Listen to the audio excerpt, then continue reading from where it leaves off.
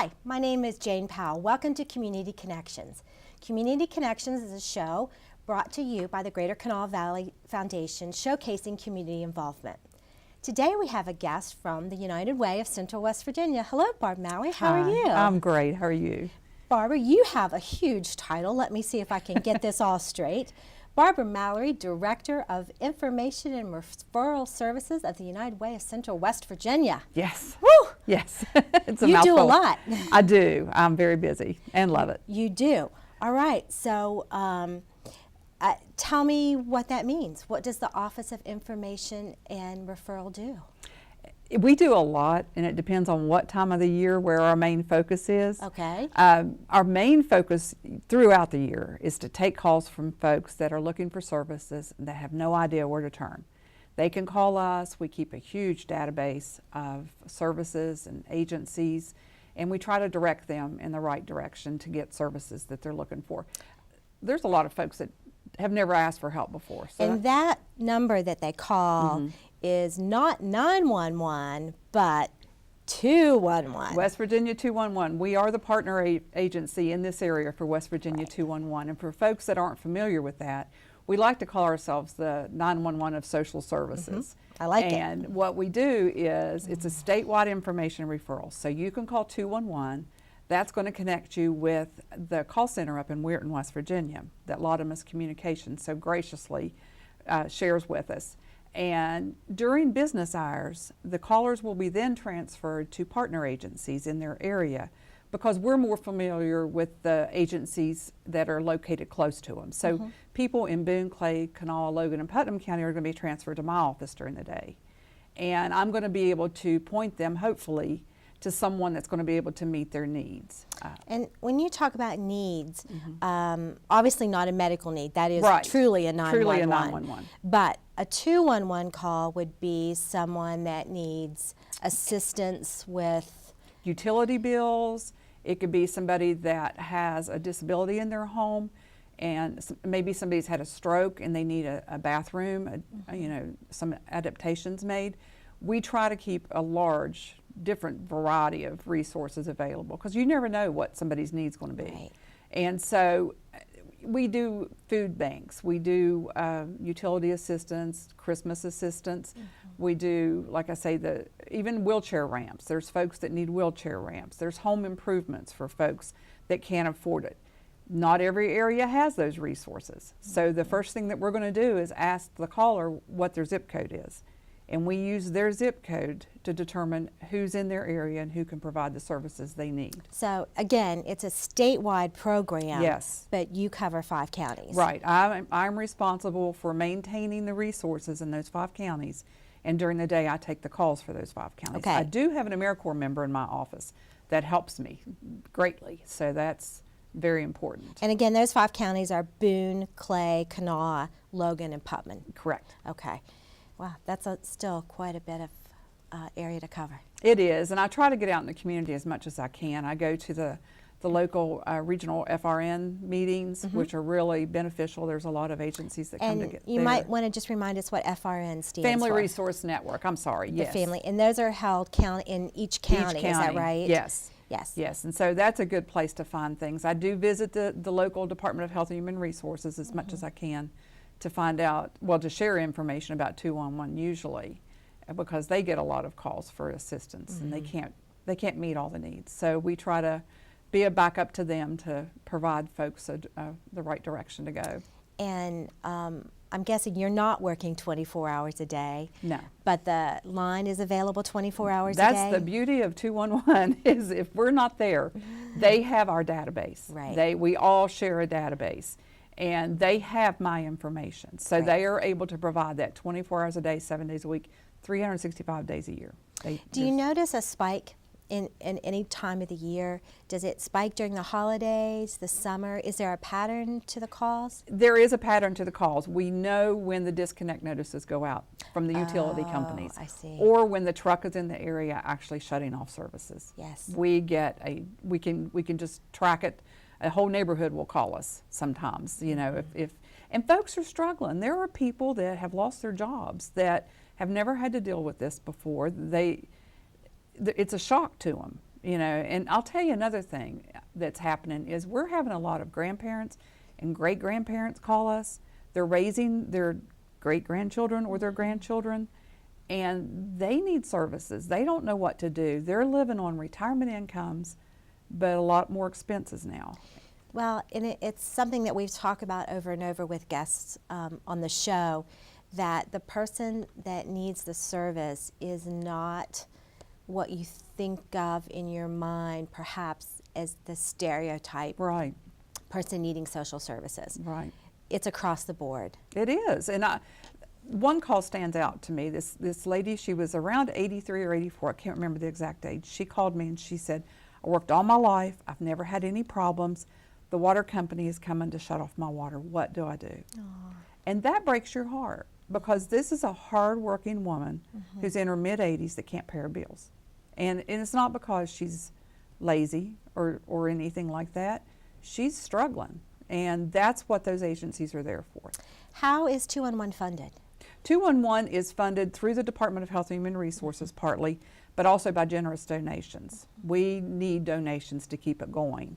211 now has, thanks to our new board of directors, we have a website. You go to West Virginia 211 or wv211.org, and there's a place where you can donate there, but there's also a place if you're looking for services, you can check that out as well. And there's a phone app. You can get it at the Apple Store or you can get it at the Play Store, whether you have Android or iPhone. And that's very helpful, especially if you are somebody that goes into the community and works with clients and they need help.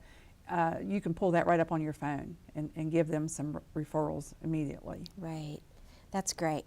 So obviously I know that businesses and donors can make donations Yes. through that.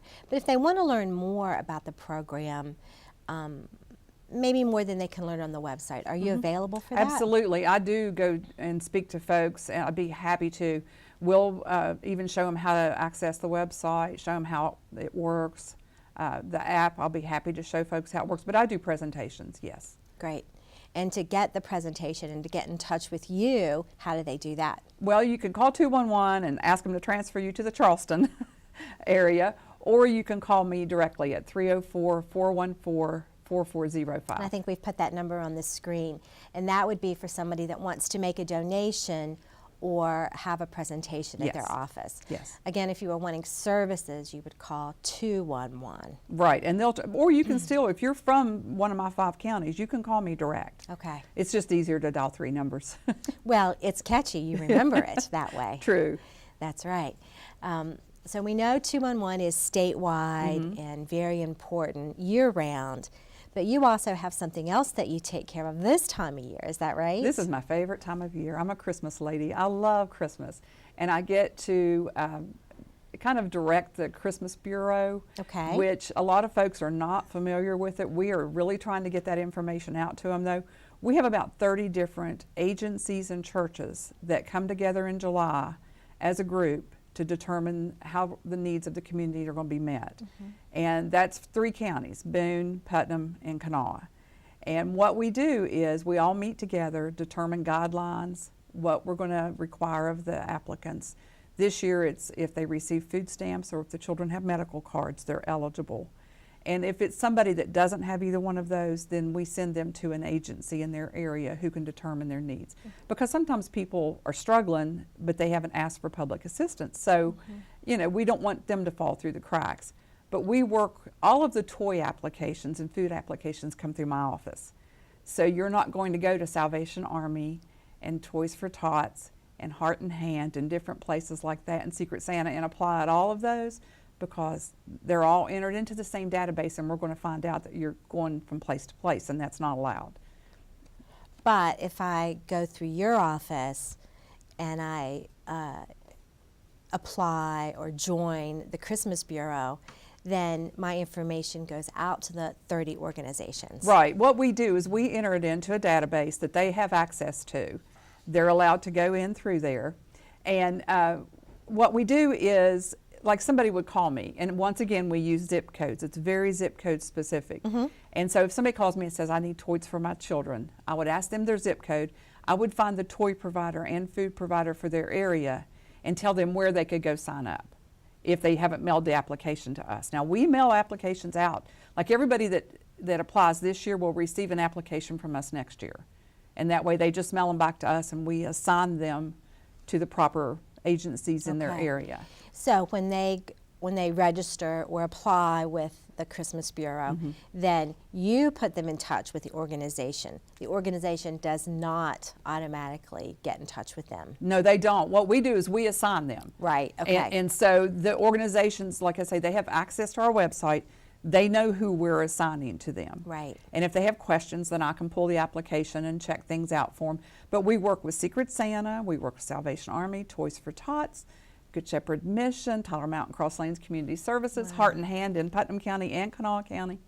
That's the major toy, and Bags of Blessings through the Davis Creek Nazarene Church. So that's our main toy providers. Then we have food providers everywhere, and we're very blessed to have Enact involved with us. They take our applications for us. They're not providers, but without them we couldn't do it. Because Could you say that again? Enact. Enact? Yes. What is Enact? It's a community action agency, and Okay. they have locations in several different areas. They have them in Boone County, they have them all throughout Kanawha County, and they have an office in Putnam County as well. Okay, and they handle the food requests, They handle the applications. the applications. Yes, they are a site where I can send somebody in their own community to sign up. If they didn't get an application from us and they want to sign up, they can do that by going to Enact and other agencies. They can just call our office and I'll tell them Right. what to do. So you met in July. Yes.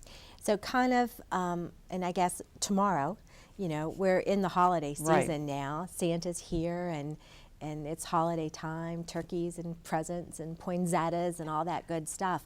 But from July, kind of walk us through the timetable. Okay. In September, we send out the applications to Okay. everybody. We start accepting applications. All of our sites that take applications are up and running, and our office starts taking Christmas calls. Okay. So we start directing people to the proper places. We also have a website where we keep our calendar of cutoffs, the times that the deadlines are, and all that. Most of the toy providers are no longer accepting applications, and also most of the food providers are not. There are a few that are. So what if someone is just watching this and just learning about Mm-hmm. it? Is it too late this year? Not necessarily. Once again, I'm going to need their zip code, and if they just call me, we'll be happy to see if there's somebody in their area. Okay, that's great. That's great. And then after the holidays, it's 211. 211, but I also work with the Charleston newspapers on their Christmas charity, the neediest cases. Okay. The cases that are not published come to me, and I determine the needs of the family and help them do their fund distribution. That's great. Yeah, so I'm busy all the time. I'm either out in the community finding resources, or I'm working with United Way and their community services division, you know, their committees, and I'm just involved as much as I can be. I love what I do. Okay, and you are nationally certified. I am, yes. AIRS is the Alliance of Information and Referral Systems. They have a national test that you have to take to become a certified information referral specialist. And so I took that test and was certified.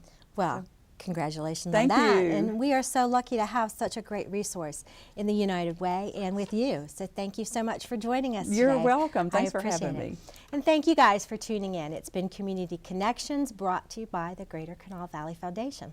We hope to see you next time.